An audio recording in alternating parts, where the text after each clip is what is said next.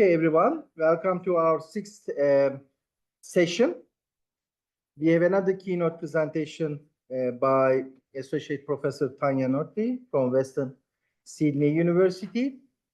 And her title is Investigating Everyday Online Experiences with Misinformation and Responding with Evidence-Informed Media Literacy Education Initiatives. So our last three sessions will be on intervention strategies, how to counter these misinformation and disinformation operations, and so on. And this is the first of those sessions. And over to you, Aya. Thank you. Thanks, Victor. Hi, everybody, and hello to those joining online as well. I understand we're on Wurundjeri country, so I would like to acknowledge Wurundjeri elders. And I would like to thank Isan for the invitation to be here today. I think, Isan, you brought such an eclectic group of people together.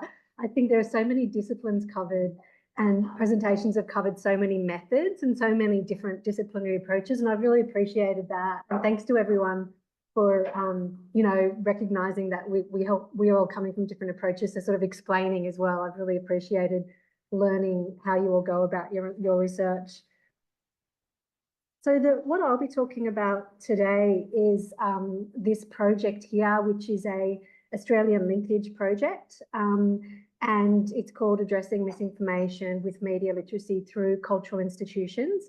We're just over a year into this 3-year project, and the project's a partnership with public cultural institutions. I'll say who they are in a minute, but ultimately what we're trying to do is to understand, can adults verify information online? What's the ability? What can we say in terms of, nationally representative data about that? What are the barriers, the practices we might add from presentations yesterday, the attitudes that stand in the way of people identifying misinformation online? How can media literacy help? And then how can public cultural institutions play a leading role in supporting people to address their media literacy? And why public cultural institutions? We argue that they're the right people to lead media literacy approaches. They already have the reach. They have very high levels of trust. Although there are lots of people who don't like ABC and SBS, they're consistently rated the most trusted news media in Australia. Libraries and librarians are always some of the most trusted professions. So we think that that plays a really important role in terms of the delivery of media literacy. So we have a really fantastic team that bring together both quantitative and qualitative experience in media literacy pedagogy, visual literacy, and co-design. And these are our 4 partners: ABC, the education branch, the Australian Library Information Association, which is the peak body for libraries in Australia, the Museum of Australian Democracy at our old Parliament House, which delivers huge civics programs and often links civics and media literacy, and our National Film and Sound Archive. And just to explain what I mean by that term, media literacy, a person is media literate if they're able to access, use, create, and share a diverse range of media while critically reflecting on their engagement. And I guess that's where it gets complicated. It's that critical reflection, but it's different to say digital literacy, which might just be about tech skills. It's always got to have that critical thinking aspect to it. So when we teach media literacy, it's about critical thinking, and we take a particular approach to critical thinking, this key concepts approach. Maybe I can get back to that later. Then there's knowledge about media. So there's an understanding that as new technologies come around, we need to know how they work, and we need to know how those systems operate, how the business models operate. And then there is the digital skills as well, which is obviously critical for creation of media. And then we argue that media literacy is a critical form of literacy, that adds on to traditional forms of literacy, and that it's needed for full participation in society. So not being media illiterate holds you back and prevents you from participating in a range of different ways. And I guess just to give a little context, I mean, I've been in academia now for 12 years, but I come from working first in youth media, then in community media, then in human rights media. So back then I didn't describe the work I did as media literacy, but that's a term. People have used lots of different terms for this work. Sometimes community media, community or media education, but media literacy is the term that's used more widely now. The project's also connected to the Australian Media Literacy Alliance. All the partners and are part of the Alliance, and so am I, a founding member of the Alliance. And so we founded the AMLA in 2020, and that was really in response to growing mis and disinformation and a concern that most children were not getting media education in schools, but then gradually that there was no opportunities for adults. And so what we've been advocating for is that we need a national policy, a national strategy that recognises that all citizens need to upgrade their media knowledge and skills and critical thinking around media throughout their lifetime, and that government should have a role in supporting that.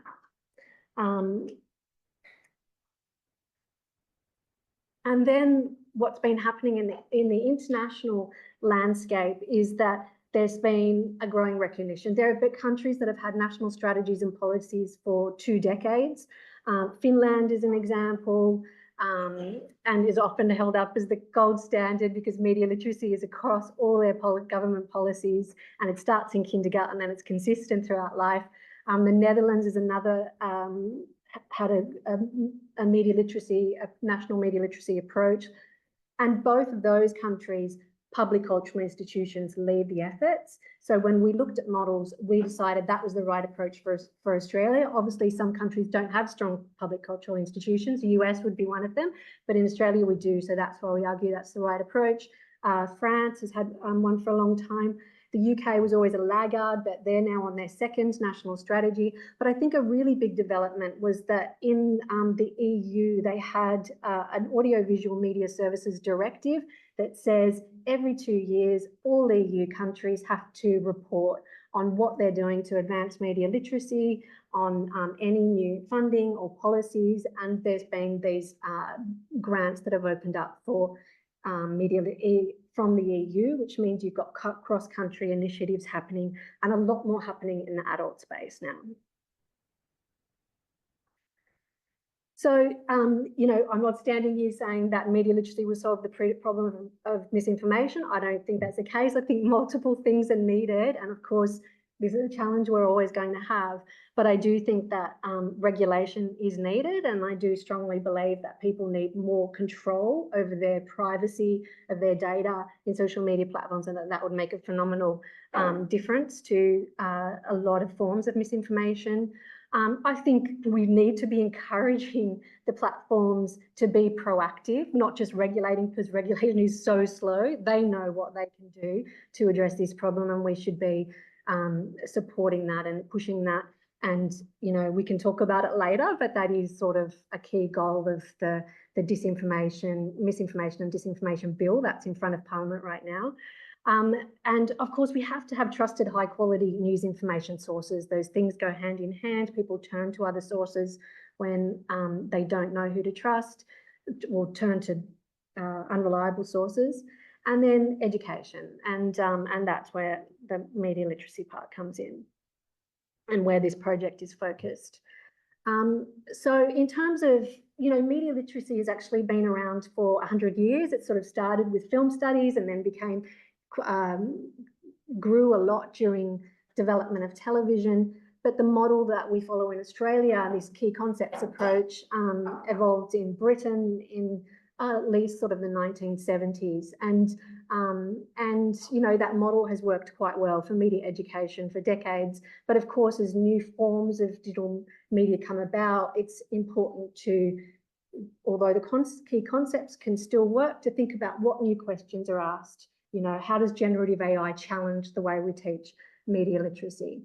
And so in terms of misinformation, this has become a new focus, and there's no doubt it's been putting a spotlight on media literacy as policymakers and educators have been looking for a way to work out what can we do in the education space to help people.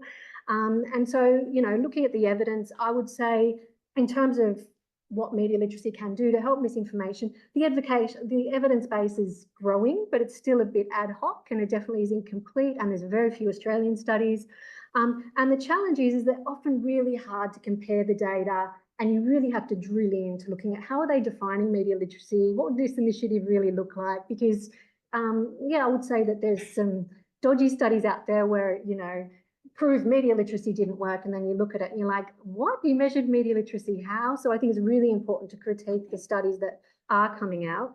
Where there's high quality evaluations of longer initiatives, where I'm talking for adults or for all ages, where I'm talking about this, you know, at least 3 to 6 kind of sessions with people, it does show that those interventions have been very effective. And examples of like that, good examples are there's a civic online reasoning course that comes from Stanford History Group researchers. They have done a great deal of studies. Learn to Discern comes from Eastern Europe, been around for years, has some really good evidence around it. When you get shorter media literacy interventions, 30 minutes, sometimes just a checklist for people to read, you do see more mixed results in the evaluation studies. Sometimes it's problematic research. It's relying on people's self-reports of what they say they do. Not useless, but, you know, we need to look at that research carefully, and that's part of what our project is about.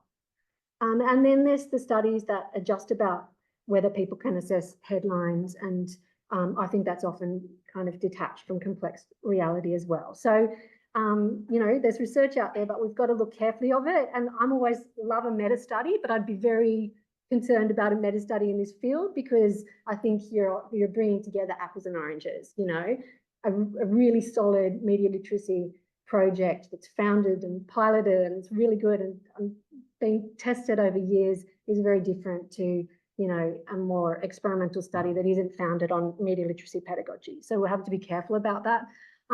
Some useful studies is this one, the Yu and Shen, which was about looking at verification, how people verify information. It is a systematic review, 52 studies, shows that there's a big increase in studies in the last sort of 4 years.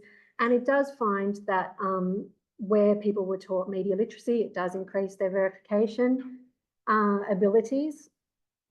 Then there's this Moore and Hancock study, which is from MediaWise in the US, again, really credible media literacy organization. And it's shown that digital literacy interventions are a viable strategy to assist older adults to improve their ability to identify misinformation from credible information online. And then this Learn to Discern, that's the Eastern Europe work. We've got some good evaluations there that show things work. And then, you know, gold standard civic online reasoning course, and the key researcher, Joel Breakstone, is an advisor on our linkage project. They have done evaluations with seniors, with high school students, with uni students. There are at least 8 large pre and post studies that show that this is effective. And some of their studies are looking as much as 3 to 6 months after people have done the training as well. So some good stuff out there and more work to be done. So this is the research that we did on our linkage. We started with a nationally representative survey of actually 4,500 Australians when we include the boosters. I'll explain that in a minute. We then went back to those people and asked if they would do a test, basically an information verification test. And we had more than 2,000 adults do that. Then we got 55 of those adults to do a mobile diary study where they were collecting information for us over a week and reflecting on that. And then we interviewed 20 people. So we have just finished all this data collection and we're sort of deep in the analysis, but still early days for a lot of the analysis. So just to explain how we did the surveys. So the first one, the Adult Media Literacy Survey, we collected the data January to February this year. It's a representative survey of adult Australians. And then we did these booster samples for groups who are often underrepresented in online surveys, culturally and linguistically diverse adults, and we offered the survey in 6 other languages, and then First Nations adults. And those surveys were offered not just as online, but also as telephone-assisted surveys. And then the activity-based survey, we went back to those people a couple months later And we tested their ability to verify information in 4 activities that we gave them, and I'll explain that in a minute. And that model of testing was based on the Stanford History Group that I mentioned, the Civic Online Reasoning Project, and again, weighted to be representative of the adult population.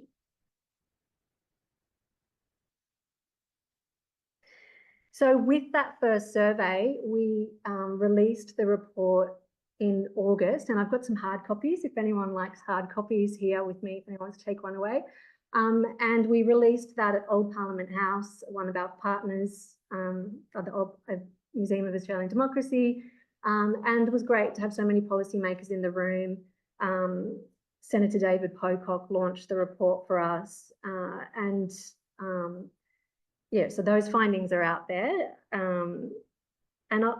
We talk about 5 key top findings in the report, but I'll just mention 3 of those now. The other ones were relating to people's media use, but I won't go over those now.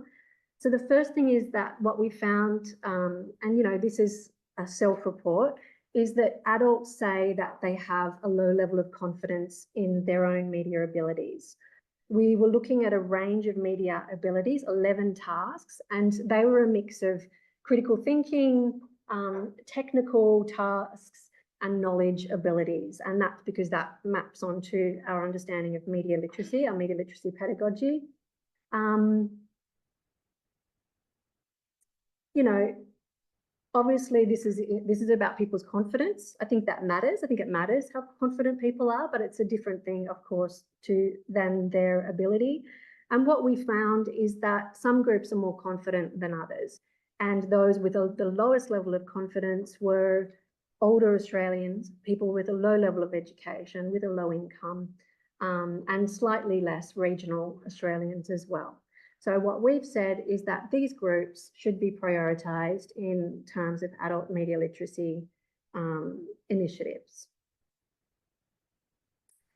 And the second finding is that Australians are increasingly concerned, because we did this survey in 2021, it's a repeat survey, increasingly concerned about misinformation. They want action taken to address it. And sometimes in public discourse, we hear a very different kind of narrative.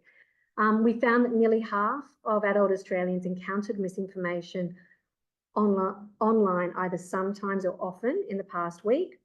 And the more social media platforms you use, the more you reported seeing misinformation. So 60% of adults who use 6 or more social platforms had encountered misinformation, compared to just 25% for people who only use 1 social media platform. So there's a clear association there. The vast majority, 80% of adults, think that the spread of misinformation is an issue that needs to be addressed in Australia.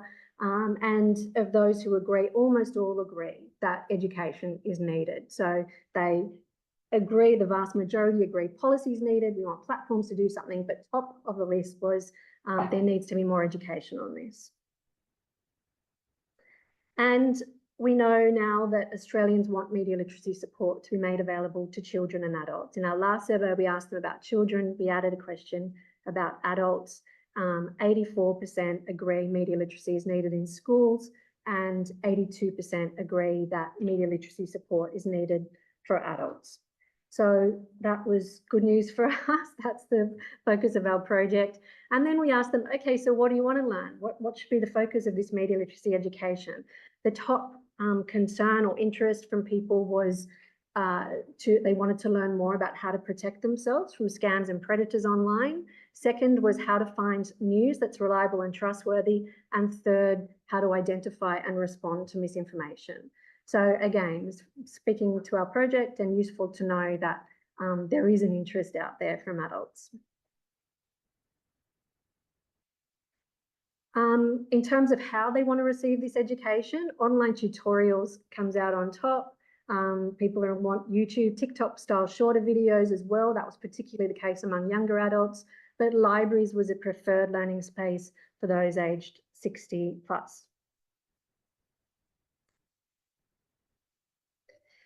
So just to move on to the activity-based survey, we're actually going to release our results December 4. So I can't give too many results on that. I think my team would be happy with me, but I'll just give a little bit and explain what we did.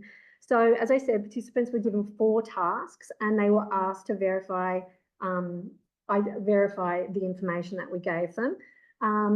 They were asked to evaluate social media posts and websites and to decide whether the content's true, reliable, trustworthy, and just to explain to us how they've come to their conclusion.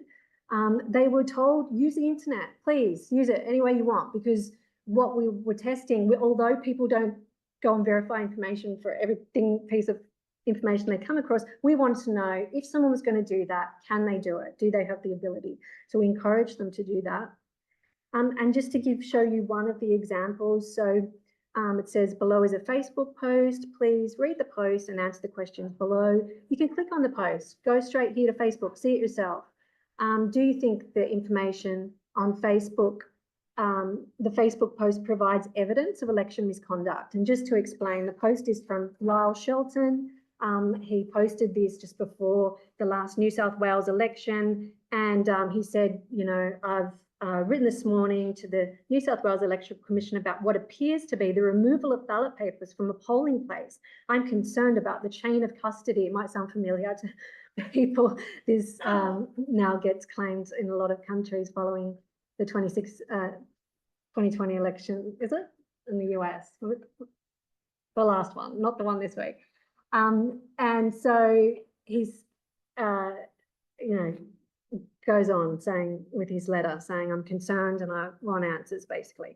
So the question was, do you think the information on this Facebook post provides evidence of election misconduct? Yes or no?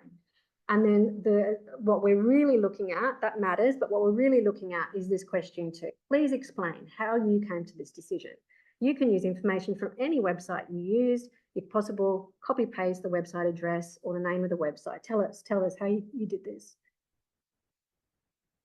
So this is what we were expecting people do to get marks, basically. So we wanted them to provide evidence that they've looked at the source, they've evaluated the author, and doing that, all of these were very easy things to do. We didn't give people hard tasks where they weren't going to be able to very easily and immediately find the information. So we wanted them to be able to identify that he's a conservative political activist lobbyist. And so therefore, you know, that may raise questions in terms of vested interest there. And then the second thing that we would like them to do would be to provide evidence that basically questioned the absence of real evidence that this was election misconduct. And they could do that either by, actually in the comments was a link to the New South Wales Electoral Commission disinformation register. They could have gone directly to the electoral websites themselves, or they could have just identified that the image didn't really show this. They might have had prior knowledge as well that it's normal for early votes to be removed each day from polling booths. That's exactly what's meant to happen. So we then scored people 0, 1 or 2. Remember, we were asking them not to use their gut instincts. We were asking them to verify this information for us. So, you know, people said things like, yeah, removing ballot papers, that's an offence. It needs to be looked into. Obviously, that got 0. But to get a score of 1 to 2, they might have said, these are actual quotes, according to the AEC website. So they've gone to that website. Ballot boxes are numbered, sealed. They've repeated what they've read there so that they recognise this as a normal practice. Somebody said, I went back to the post. There was a link to the comments that took me to the electoral website, which appears to be official, a disinformation register, and they clarified, blah, blah, blah. And then there are people who got points for saying, you know, I'm aware of Lyle Shelton and his political agenda, and they've basically recognised the source as problematic. So when it comes to scoring, people who immediately said, yes, this was evidence, got 0. They were disqualified. 28% people said that this is evidence of electoral misconduct. But then the rest of the people who said, no, we're looking at what they actually did. And what we found is only 22% were able to explain that they had performed a basic fact check to verify the information or to determine that the source in this case was not trustworthy or was questionable. So that's fairly standard of the other tasks that we asked people, this kind of scoring. So what it shows us, because in the first survey, adult media literacy survey, we asked people, are you confident in verifying information online? So what this shows us is that there is a large gap between people's confidence and their actual ability. So those people who said, yeah, I'm confident I can do that, they did score a bit better, but not that much better, not as much as you might hope or expect. And so this really shows us that there's a bit of a challenge there for media literacy, because there are people who think I'm fine, I'm sorted, I can do this, but they are not demonstrating those verification skills. So like I said, we have this really rich data set, and so we're able to look at what people did and see, okay, what can we say about these? What are the challenges sort of standing in between people and effective and fast online verification? I think we have a list of 6 or 7, but this is 4 of them. We find there are people who have a generalized blanket cynicism. So they'll just say things like, oh, I don't trust one of the questions was about Wikipedia. I don't trust anything on Wikipedia. I don't trust corporations. I don't believe anything on social media. So some people might say, oh, so maybe that's a valid thing just to rule off all information on social media. But I would argue that it's not, because we know that Australians are using social media more than any other type of media, and we need to have verification skills, and we are encountering information on those platforms. So we do need to have those skills. The other thing is that people were making quick decisions based on their existing beliefs. We've heard about this in the past few days. Even saying, like, I just don't believe that would be true. And then making judgment on their past experience as well, things they've heard. No, I already heard something about that, so I'm not going to believe it. And then this was quite significant one, and we heard about this yesterday as well, deciding on the credibility based on the appearance. It looks solid, looks like a news story, it looks quite official and public, and that was for a website that wasn't. So I might just pause there to see if anyone has any questions, because what I was going to do, if we have time, is just present a little bit on our diary study, but I've given you heaps. So yes, yeah. It's okay, I think we've got a few questions maybe. Sorry, do you want to go ahead first? Okay, I'll change it. This is great. But I was wondering, is media literacy people related to the problem of literacy and knowledge and education and, if you like, for want of a better word, mental facility in dealing with information generally, like in a real world context, like, you know, I mean, did you do any, is there any like comprehension or problem solving kind of background benchmarking that you do of people who are then trying to fathom how to work in a media environment? Because, I mean, I could probably do some forensic work and figure out what the rules on dealing with ballot boxes are and all the rest of it. But a lot of people I know, of course, I actually fall into that age group of older Australians over 60 that have trouble with all that stuff, but I just have the benefit of an education. But a lot of people I know would struggle with it. But also, by contrast, many friends would also be fine with it, who are quite adept at doing independent investigation. Yeah. Even people who don't have a high level Yeah. of education. Well, the 4 examples that we gave people did not require high level investigation. No. So it was really about,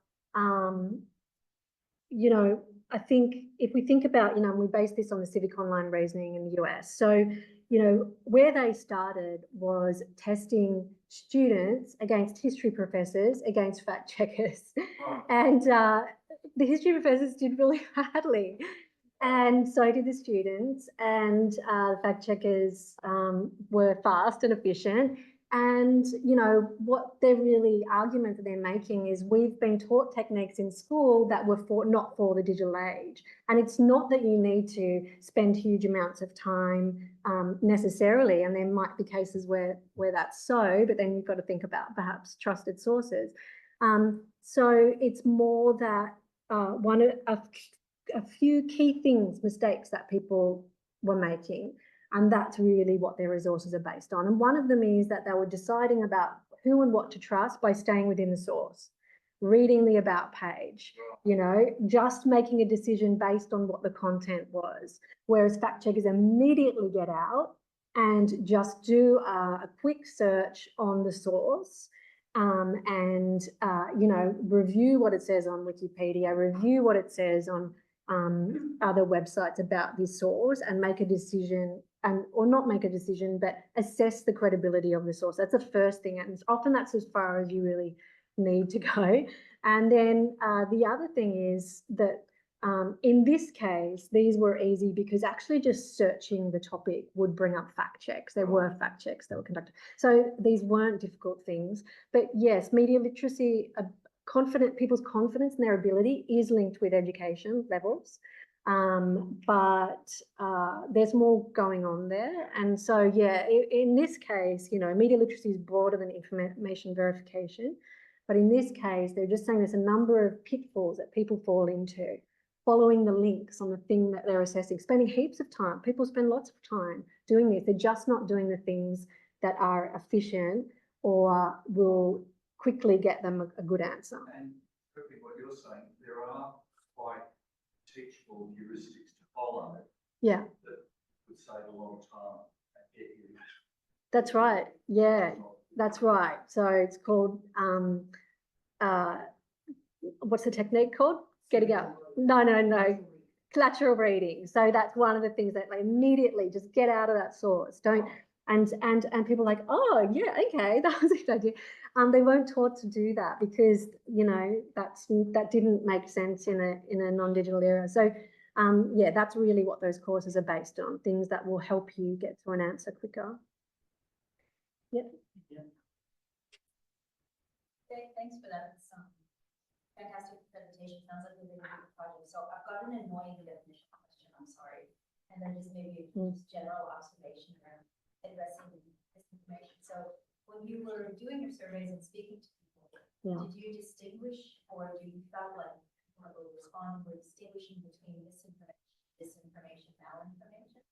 Because one of the examples that you put that was up there, that's kind of a borderline disinfo off, right?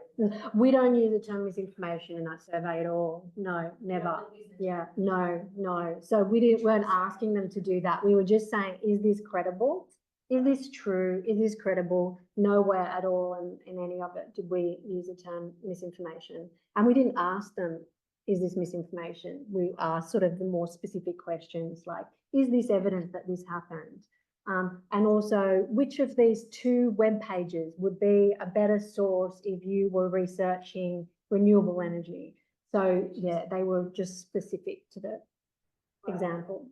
Yeah. So, and I guess just maybe a general observation to share, and I think you get to it in the common challenges aspect that you have here. So it seems like with a lot of media literacy or digital literacy, we're asking people to evaluate based on evidence and assessing evidence and fact and things like that. But obviously there's a lot of sociality to engaging in information in various ways, and a lot of emotionality to it. So the evidence and the facts don't come into play at all. And actually a lot of community building that arises out of engagement in various types of information, whether they're disinformation, or whatever it is. So I'm just wondering, and you get to it around that, like the general cynicism, for example. You take a look at surveys around trust in media or trust in general institutions, like the Evidence Trust Barometer. I mean, trust in any type of media content or institution is abysmally low in Australia. So starting off from that base, that's a common one. And then you talk about, making decisions based on existing beliefs and past experiences. But another common challenge is that people use their engagement with information in order to delineate communities and in-groups and out-groups, things like that. So I'm wondering what as important as media literacy and digital literacy are, could it be still that aspect to it? Yeah, well, maybe I'll get to that because we have a diary study, so it's more qualitative. This is about asking people if you're going to, can you verify this information online, and how are you going to come to an answer? That's what that part was about. But I'll go to the diary study now. Yeah. So maybe I'll just move straight into that now. Yeah. Question about the survey. When you said that people reported seeing this information, more or less. In the first adult media literacy survey. That would be 21? No, that was this year. Yeah. So I'm just curious about how you verify, one person's information might be another person's, disagreement with other positions. So did you have common definition? Yes, false and misleading. Common definition, survey you got what was the question? Yes, false or misleading information. No, yeah. Specific examples of what that No, means. no. So but that's. Yeah, that's exactly. That's people are reporting that they're seeing misinformation. I'm not saying it is misinformation, sort of what the diary study is trying to get at, but yeah. Yep. Is the possibility that those of us of an older generation who started to think before we learned the digital world and the great sort of cornucopias there. Yeah. We were taught, certainly those like me who did history, to study patterns and study documents. And in one sense, we were taught analytical thought. Now, what we've all done now, we've all succumbed to some extent, cut and paste modes of analysis, to browsing, clickbait. So it is an interesting possibility that some people, actually from an earlier generation, are actually more skilled. Yeah, absolutely. In analysis. Yeah. Than others. But the other thing is, I work on COVID policy, and one of the characteristics of COVID policy, when I started to work on it, I knew very little. I heard of Florence Nightingale, I hadn't heard of John Snow, Semmelweis, or the decline in infant mortality, the increase in life expectancy, with the whole history of vaccines, let alone airborne transmission. So the people who try to follow what was going on with COVID, they began, like me, with a base of total ignorance. Because we don't actually teach public health in Australia, except possibly the people doing master public health courses, which I've never done. Yeah. So it's a very interesting question. And you can apply it to other areas. Immigration in Australia has generally been correlated with the high economic growth, which challenges the idea that immigrants are a threat. And the more controversial area, leaving aside the Aboriginal question, there was an interesting argument that racial ideology in the late 19th century, or the 20th century, Australia was really just part of the European schema, which Victor King called Lords of Humankind, Spencerian, social Darwinism, etc. So, in terms of racism in that period, we shouldn't make it a simple extrapolation. We were racist then, we're racist now. Aboriginal matter, I gather, is different. I understand it's extremely different. So what I'm saying is that there was so much ignorance out there, which poses the question of what is actually taught in schools and universities. I know that doesn't solve the problem because there's a world of knowledge. Yeah. But fundamental gaps like that are quite dramatic. So therefore people, they read their Big W catalogues, they read their supermarket catalogues, they watch different escapes television on screens or TVs or whatever. And then they go out and try and find what the hell's going on in the world. And as I said, they begin, there's a vacuum, and they begin with a position of ignorance. Does that make sense? Yeah. Yeah, I mean, information overload is a huge issue. And so, yeah, it's what happens when somebody searches for give me this, as opposed to someone else, who we decide to kind of trust with giving us that is a huge issue. And so, you know, I don't think that media literacy is just about fact checking, and I don't think we can fact check our way out of the problem of misinformation. So, yeah, it's definitely much broader. I guess we just wanted to know. We already knew what people said their confidence was. We just wanted to know, you know, when people need to verify something, can they do that? Can they fact check it? Can they check the source? That's just all that we were testing in that. It's not a bigger picture than that. Yeah, so the diary study, I guess we were hoping to get it more nuanced to get to that earlier question. So I'm going to present just a few slides from my colleagues, TJ Thompson and Amy Harrigan, who've done all the analysis on the diary study. So as I said, we had 55 participants. They were a good mix of age, gender, other languages spoken in the home, regional and metropolitan. Only Tasmania and Northern Territory didn't have any participants from those two places, unfortunately. So this was the prompt. We said, and we used a digital diary software for this. So we said, we want to understand where you're getting information from when you're online and what you think of its quality. After learning more about you on the first day, we'll ask you to collect examples of information you access or come across throughout the day for the next 5 days. And on the 7th day, we'll just ask you to reflect on the week. Please just access online news and information just as you normally would. We ask that you spend 20 to 30 minutes a day each day saving examples of news and information. Participants were paid for their time. And then the prompt was after that first day, which is getting to know them and their information practices, was throughout the day, save examples of news and information you've come across online on your camera roll by taking screenshots or photos. And then part B, this was using the software, just upload those and tell us for each of them, how trustworthy, untrustworthy is each, and why do you think this? And so we had 1,600 diary submissions that people collected for us.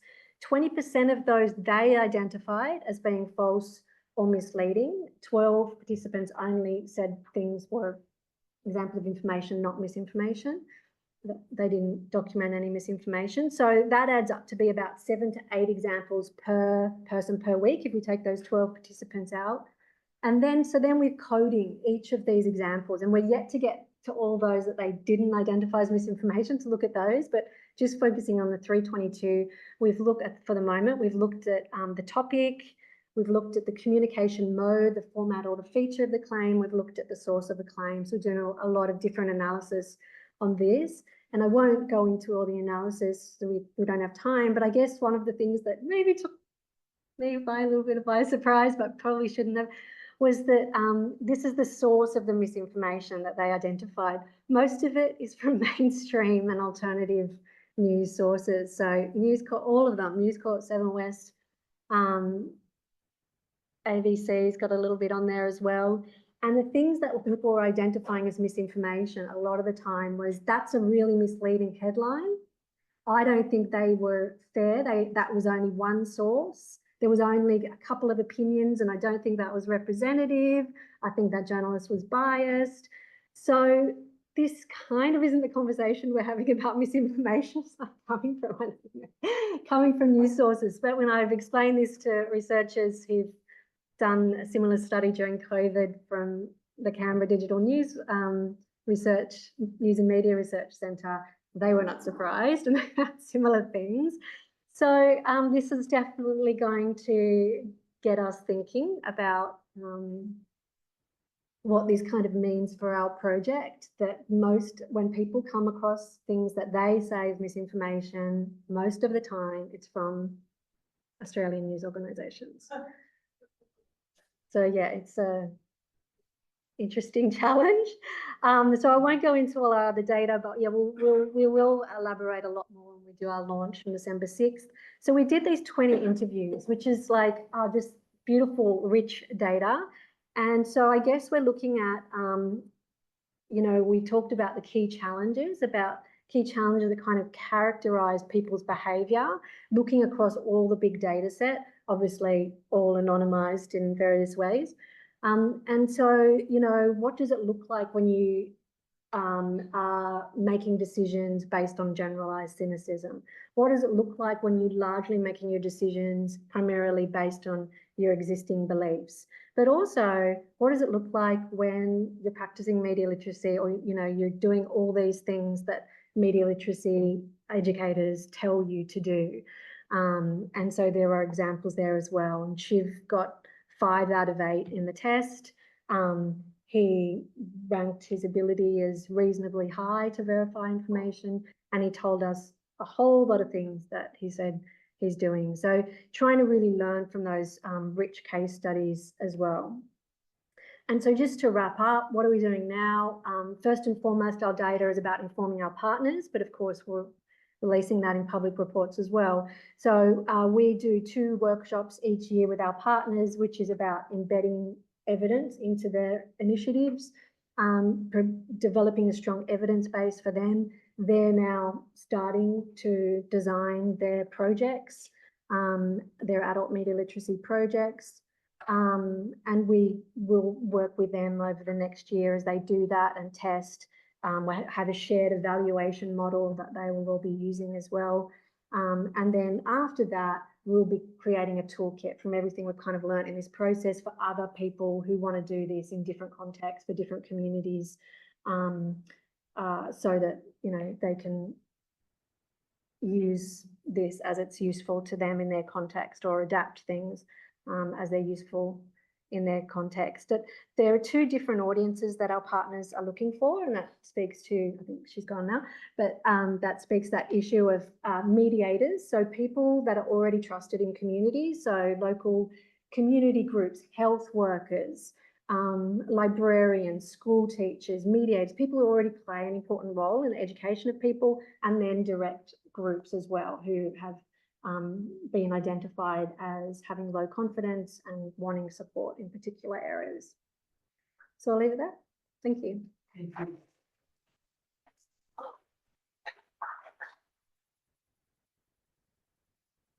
I'm getting my hand up. Yeah. Yeah, this is great research, and I'm going to put my hand up for a hard copy. Yeah, great, great. I don't want to take them home. It's just a treasure trove of findings, and yeah, there's so much usefulness to it. I mean, I have so many questions, but I guess I want to sort of pick up on a few things like the Lydia and Matthew, kind of great, and Steve as well. About, you know, the way that people engage with the methodology, you know, of a sort of, almost a sort of verification logic, you know, which is super important, and obviously, you know, it's so important to get a sense and to study this empirically, so we understand how well people actually are able to do verification practices, you know, in that kind of way. And I guess my question is around, you know, picking up on something that Lydia was saying, it didn't mean that she had to leave for the moment, but around, you know, when you have people who are, you know, I think characteristically sort of more on the right, the conservative side of politics, the sense making that they do is grounded in a sort of epistemology, or, you know, sort of a mode of knowledge production about the way things are that is sort of antithetical, you know, in many ways to our idea of like these journalistic norms of verification, you know, and I feel like something that's really struck me about your study was that not only does it elicit these results, but it also is almost, to me it seems, and feel free to correct me on this, but it seems like it's a test of, like, you know, people's ability to act, to take up epistemologies that they may not necessarily agree with, or that might not be sort of native to them, you know, so to do the sorts of things that very media institutions they don't agree with are doing. You know, journalists doing great work verifying, doing fact checking. You're like, okay, we're going to test you, you know, to do this under the guise of media literacy, you know, so, yeah, and, you know, like so many of these questions, I guess more of the sort of, I'm just throwing sort of ideas out there, but I guess my question is, you know, to what extent do you think that this is testing that, and what does it potentially say about the limits or the scope or the possibilities for media literacy, when actually it's not necessarily just literacy, but also just a willingness to be a person who is like a correspondence mode of truth person, you know, like a mapping to reality type of truth person, rather than a, you know, this is my political truth sort of like yeah. I mean, I think for a start, you know, it's important not to start with political communication, and perhaps to start maybe with health communication, something that we all just, you know, have,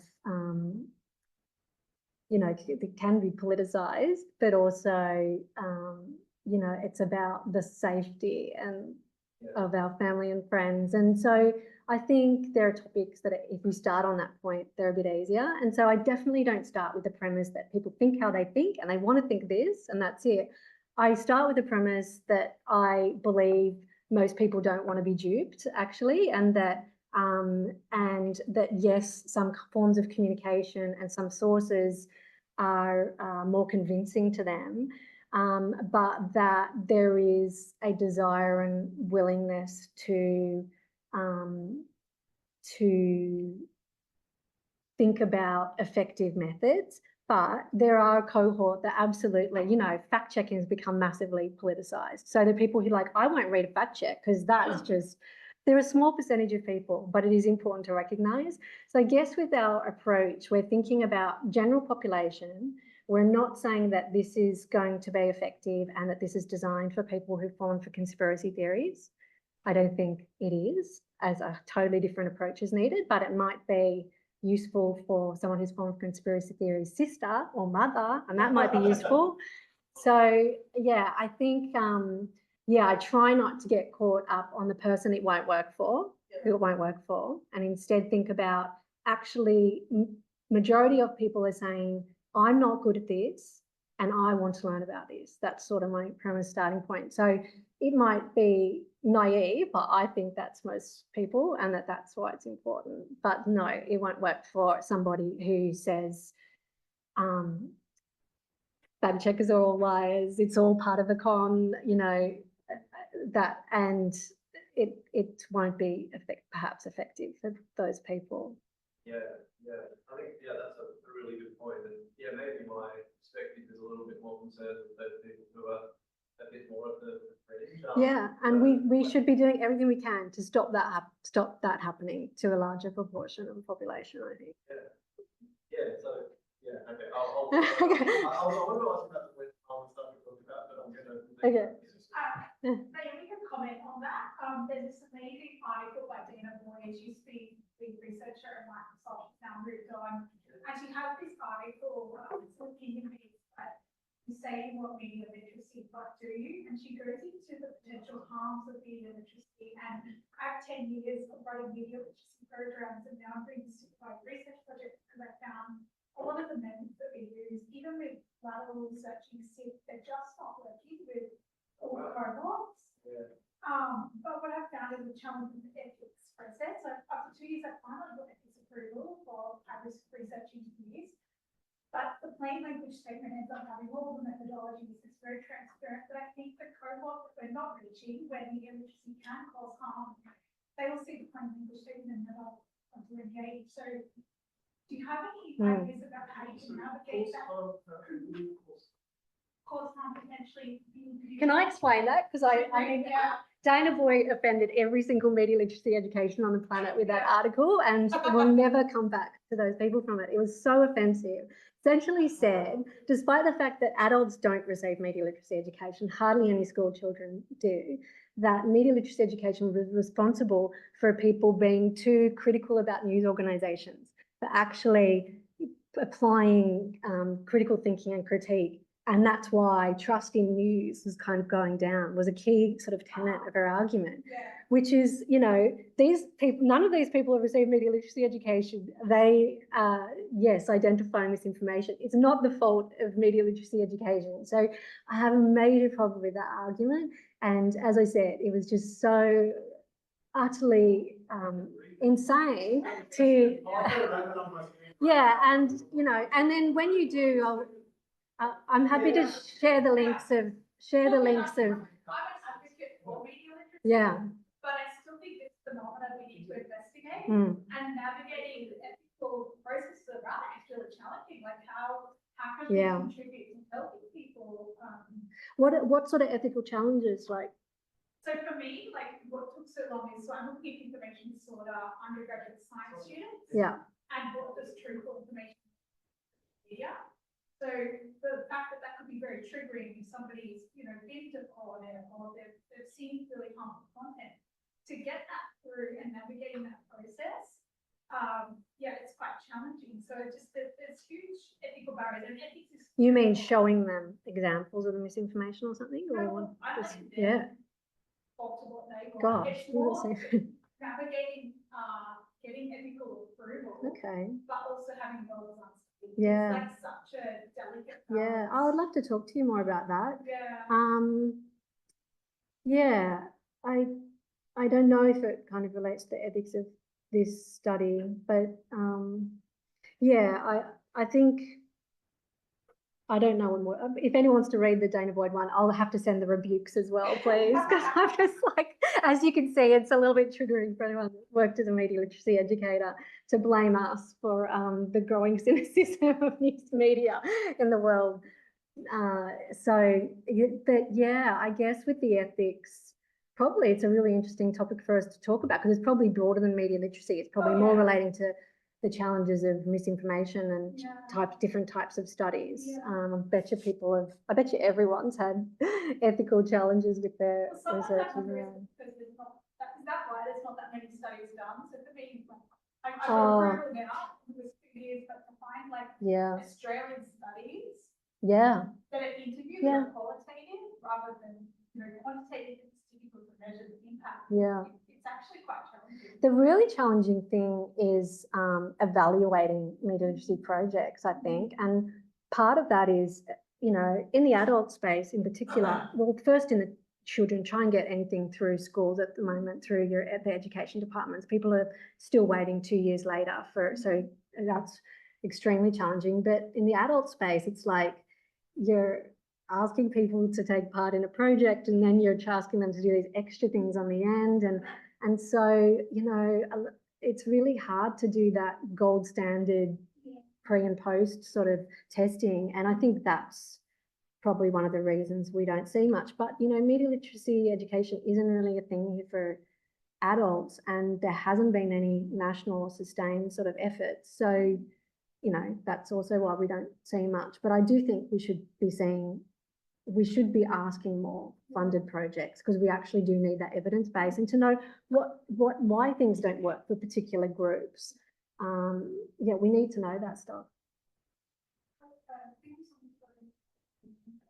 just wanted to add things and ask you about it. So when you talk about media literacy, just an example I would give and then ask for it. There are a lot of people, I come from India, there are a lot of people who are not well educated in terms of just primary school education. But you see a lot of content that is being created now on reels or videos and so much, which is coming out from a lot of rural areas. So people are able to create those reels, able to edit those things and upload those things via by whatever is the platform, groups and conditions are there. I'm not able to create those things. Like the university have this one short assignment and I struggled for a day just to create that video and make me video and submit it. I'm not able to do that. But there are people who are creating a lot of content, so there is a lot of commercial value to it, and you can pay a lot of money. But are able to create this kind of content, which means are literate in some way how this whole stuff works. But at the same time, are very able to fall prey to the kind of distribution that is out there and can even so I don't have an evidence to it, it's just very basic observation, can even like support certain sort of movements that are happening around, Yeah. depending on what's their value thing. So it's sort of like, it's a very, I don't know, I don't understand how do we measure whether it falls under the sphere of thing or it doesn't fall in. Because they are created, they are able to monetize, Yeah. the platform to be Yeah. out of it, and it's mostly entertainment content. Like, Yeah. dancing around or just doing anything, like just regular activities that people are interested in watching it. But then how do they find, and these are people who are not legal, because I'm someone who's not literate probably, because they are literate and I'm not. So just Yeah. like very difficult to comprehend exactly what are the components of this Yeah. here. Yeah. And just something that I do it, yesterday we had a paper on by Jason, I think, on the readability of the content of this information. So there is a lot of information that is out there, and why probably I'm misquoting the paper. And then there's like one component of this information was that it's more readable than other things. And then we are talking about valid information and this and also like voter fraud and all these things. But to go back to that data means reading those documents, which are actually very literally involved this information that is out there. It's very easy to understand and very easy to go back to. So then there is a huge gap in between those two things, and it's very difficult to comprehend that how we go from this to the other something. And I'm sure like it's not everything is project. I'm just asking what sort of thing. Yeah. Well, I can just say that, like in the adult media literacy survey, we do ask about creative abilities, and they're very low, like the amount of people who can edit it, even a photo, let alone a video. So, you know, media literacy didn't come from misinformation. So it's always been about, well, at least since forms of media have become more democratized, it's been about not just accessing and analyzing, but about creating. So I guess in that sense, it does demonstrate, you know, media abilities, and so in some ways a high level of media literacy. But the thing that, as I said, distinguishes media literacy from digital literacy is that you're always asking about the critical competency. So how did you think about how people and places are being represented? How did you kind of consider whether this is balanced and fair? And yes, that goes back to Tim's kind of question. That's not how people see content. But what was the critical thinking that happened behind the content? So you're always asking about that, and that's how you're teaching those creative methods as well. So, so yes, it's, and then in terms of people who you're saying are like really, they're really competent, but maybe are not exercising kind of critical judgment. Like there have been efforts to develop more the critical thinking aspect with influencers, and there was a huge amount of work, say, with WHO, recognising people who were influencers in the community and to connect with them and to kind of increase their knowledge around what was happening around COVID to ensure they didn't become super spreaders. So yeah, there's sort of efforts to recognise those influential, highly technically skilled mediators, and to kind of bring them into it as well. But I don't know, sorry, I don't know if that probably answered your question, maybe a little. Yeah. We've got a toolkit. I would be planning to embed some visual literacy in there as well as part of media literacy, just because my understanding is that people will often engage with visual images on social media emotionally before they engage with logic. So that can contribute to the way people are processing that information. And if so, what would it look like? Yeah, good question. TJ Thompson on our team is a visual literacy expert, leading scholar. Do you? Yeah. So, so you know, he's certainly making sure we're always thinking about that. So yeah, that will be part of the work that the partners do. We're not sort of telling the partners what to do, instead sort of supporting their practice with evidence, with what's working internationally. But yeah, so there'll definitely be a focus in those initiatives. I was really surprised that in that 20% of examples that people brought to the table and said this is misinformation, that tech really dominated. I think that maybe contradicts some of the international research. I've got to look into it. I wasn't expecting that, and I'm really a bit stumped by that, to be honest. And there was mixed, but yeah, I expected there to be more just visually focused posts that they gave us. So yeah, that's, I don't know, I was surprised with that. So it's something to keep thinking about. So what was the population of the tests when they were doing Mm. the searches? Oh, so we had 4,500 adults do the adult media literacy test. Then we went back to all of them and said, would you be willing to do this 30-minute other test? We didn't call it a test, or an activity-based survey with a little, I don't think there's any description of it. That's all basically said. And then from that, we had 2,100, and then we waited again to make it nationally representative. So the question of research in Australia, apart from you and Michael, are there any other people doing research into new literacy in Australia? Yeah, there's some people, I'm just going to remember Chloe's name from Catholic University, Lisa. Yeah, there are people doing this area. And like I said, there's people who are doing it under different names as well, like not media education. A lot more people who might be using the term media education or community media can often very much closely map onto and align with media literacy as well. In my area of your information experience, so rather than maybe when you get like literacy, you want to document the phenomena of that experience. What areas? Information literacy. Yeah. Well, I guess it's multidisciplinary. Education, information management.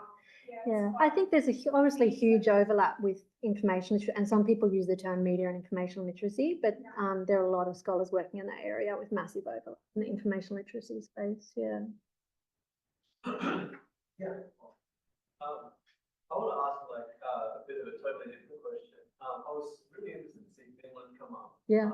In the study. Yeah. And it kind of reminded me of like studies of ex-Soviet states and the way that, you know, they had like Estonia is probably like the canonical example, and the way that they had sort of built media literacy among other things, but into the culture and the media apparatus. You know? So when you turn on the TV at night in Australia, you sort of see like some blockbuster episode or whatever, but you know, on Channel 2 in Estonia, you'll see like, you know, Disinfo Watch or whatever they call it. You know? And those are sort of regarded as sort of really highly effective strategies, you know, like people like Nina Jankowicz and folks like that who have been studying Russian propaganda for a long time, like it kind of highlighted that. Yeah. And then, so it got me thinking, and I was just really curious to ask what you think about this. What difference do you think it kind of makes when you've got countries like those countries that have like strong media literacy programs in a sense, and they work really well, but the enemy or the other, if you want to call it that, is a foreign state, you know, and it's almost clearly defined. The ingredient category is much more clearly defined versus a country like Australia where distrust is so much more complex and it's often domestic. And I was just curious to hear what you think about like how that might affect media literacy when that's kind of the structural sort of situation that you're dealing with. Yeah. And Finland are very upfront that Russia is our neighbour is the reason why we had that strong focus. And so it's different to the countries like UK and Australia where the start for media literacy wasn't misinformation. It's that all citizens should be able to create and analyse and access media. So there is a kind of difference there. So I guess it's been a huge motivator, but we have a lot to learn from them. But, you know, I guess I don't know that we're teaching you this so you'll be able to identify Russian techniques is different from them being able to understand manipulative techniques when they come from other sources. I mean, we don't necessarily know.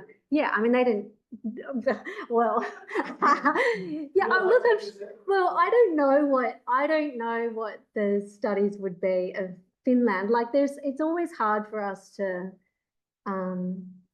distinguish between what's healthy skepticism and what's blanket cynicism. Like that was legitimate at times to go, yeah, that was a misleading headline. Correct. You know, that's fair enough. That's just reasonable to say that. So it's not like you know, we need to look closely, but I think they were legitimate and fair concerns of unbalanced kind of reporting. And so,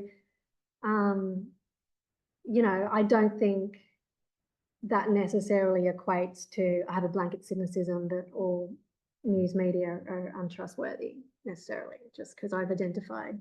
We have not mentioned the elephant in the room in the US, in Australia, and the UK, brutal. Yeah. In all forms. Yeah. Print, television. Yeah, that's a big can of worms to open. They were. But the importance of the elephant has not yet been registered. Yeah. Yeah. Well, yeah, that's right.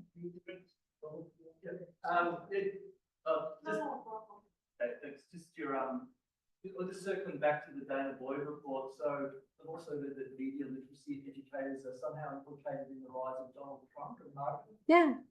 Yeah, yeah. Blame. We haven't actually had media literacy education, but yeah, blame us for if you like. Sorry, sorry. So just what you were saying just before about the sort of the healthy skepticism. It remind, I was going to ask a question about the challenges slide that you had, where one of the challenges is someone who says, you know, I don't believe anything that's on social media. And you said that's a problem because, you know, this is an increasing the vector of valid information from the government. And if you think about 100 years ago, there was people who said, oh, I won't believe anything that's on the radio. I only believe stuff when the sheriff comes and knocks on my door. You know, that's a problem. So, and then you've got, and then there was another example of someone who responded and said, yeah, it looked like a news article, so I believe it. Yeah. So I get. My question is there been any theoretical work on sort of like a, sort of almost like the healthy skepticism kind of, how to actually quantify that? Because it's kind of like almost like an inverted U-shaped thing. It's like it's a problem if, you know, I don't believe anything that's on social media, and it's a problem if it's like at the other end, it's like, oh, you know, I only believe stuff that's on social media. So is there any theoretical work about that kind of? Yeah, I think there is. Sora Park from University of Canberra is on the team and obviously leads a lot of the analytical work, and is a really big interest of hers. She's been doing trust in news for a long time. So yeah, she really wanted to look at that. So there were our questions in there to help us look at that. Like there's things we put in that first survey that aren't in this report that we put specifically for that analysis. And one of them was measuring people's level of skepticism to cynicism, and she used a measure for that, and then looking at the analysis on that. So I think she will present that when we launch it. So I don't want to get it wrong, but that's been that is a big interest of hers. She's really interested in that, you know, understanding, because often surveys are quite crude in that they just have one measure, the difference between it's healthy, it's fine, that skepticism too. And I think we'll get pushback, and that's okay. And I'm okay with that, about that it's a legitimate thing to say, I just don't trust anything on social media. And I understand that. I just think that, you know, I didn't present the media use data. Adults use social media more than any other form of media on a daily basis. So I do think that, you know, that we need to, whether you want to exercise or not, that we need to have some basic verification skills. That's my sort of starting point. I get all the complexities with that. I just, you know, knowing the fact that when people are seeing content, they are digesting, they are, the idea that I switch off here and I'm not taking anything in is impossible. Yeah. So I guess that's where I come back from that. But I know that there will people say that's a perfectly legitimate thing to say. I just don't believe it's possible not to absorb that and to not be ever in a situation where you might need to do it. But yeah, I left it on there because I think I'm sure that plenty of people will argue that. Depending on what people are seeking information for. So there's this great study I love by Kate Davis, and she was looking specifically where new mothers get their medical information from for caring for their infant.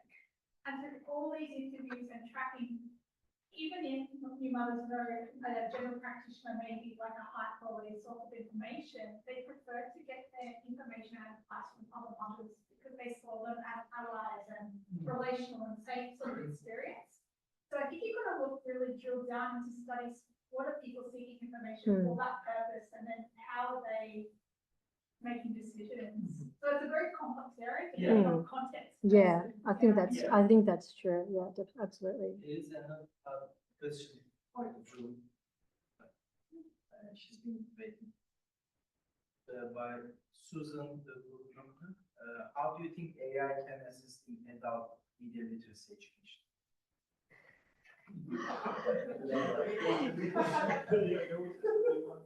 I guess I've been thinking about how it challenges the way we treat, how it, you know, there's so much rich data in that diary study, and one of the things, you know, that we were capturing is assumptions that are made when people come to make a decision. I just remember, you just made me think of one, which was, I trust video most of all.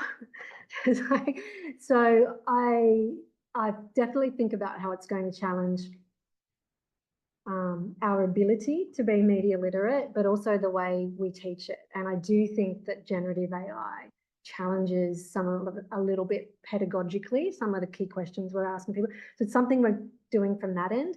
But how it would help, I mean, I'd love to hear, what was her name, the person who's the question? I'd love to hear what Susan has to say about that. I don't know if we can hear them on the question, like, how could it help?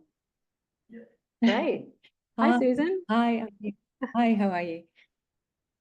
Yeah, look, there are some AI products that are being developed currently that are, because you were talking about critical thinking skills, that are aiming to assist critical thinking skills. So in that sense, there's also some products out there that are aiming to help people sort of determine the bias of news reporting. So these are sort of the products that I was thinking of, and I was just curious whether there's been some shift in thinking where we don't think only about changes, but also about assistance. I know it's a bit of a hurdle to take that step, but yeah, no, just I think it's great. I think it would overlap with, you know, some of the work scholars are doing in universities about how students should be using AI in their work, you know, what sort of beneficial use. So yeah, thank you for that. I'll think more about it. It's a bit of a thought bomb, like into this space to try and unpack it all. And I hadn't been thinking about it from that angle, but that's really interesting. Thank you. Yeah, thank you. I just love this project. It's so impactful and so great. So when you define adults, do you see the differences in the answers of the survey from the age brackets? Yeah, age does have age, education, age, certainly when it comes to media practices, age has a really big bearing. But what we did in the 2021 survey is we actually asked people about their values, the things they value most in life. And we found that what people value most in life had a bigger impact than any socio-demographic factor when we did that analysis. So, yeah, so, you know, we have these value surveys and around the world, and ours quite mapped onto those. So most of all, people value benevolence, so caring for the people around them. That's always the highest one. And then after that is universalism, the idea that we should all have a fair and just life. So this actually was, and then it gets right down to valuing success and recognition and things like that. But those top ones, benevolence in every country, it's the same. That's what we care about most, our family and friends. And I always find that heartening to remember. It's a good place to start. And I think it's a good place to start with media literacy as well. But yeah, definitely age, particularly on the media practices, is huge. Yeah. In the interviews, you asked about whether they rely on other family members when faced challenges. Yes, we do. We do, and people play that role. Like we also ask, have you received media literacy in our survey? Have you received media literacy support from anywhere? And people haven't been receiving it from formal education, but the younger, the 18 to 29, have gotten something in school. So they've gotten that, but otherwise it's friends and or Yeah. family. That's where people are getting support when they need it. Because we didn't use the term media literacy, like when you need to access, use, or create. And so that's, of course, who people turn to, and, you know, and who they sort of trust to do that as well. Yeah. So when you're designing the programs, do you also have to target the people or the helpers? I think it's a really good motivator for people, actually. People are probably often more motivated to do that for the people around them than they are themselves. So, yeah, I think we need to think about that and speak to that value. Yeah. Yeah, it's like, I remember, reading some work from experts in Southeast Asia about, you know, the whole digital divide, but also like how the older generation navigates, and sometimes the ownership of technology is concentrated on male members of the family and the younger ones. So there's this gender divide as well, with women not having access to the smartphones all the time.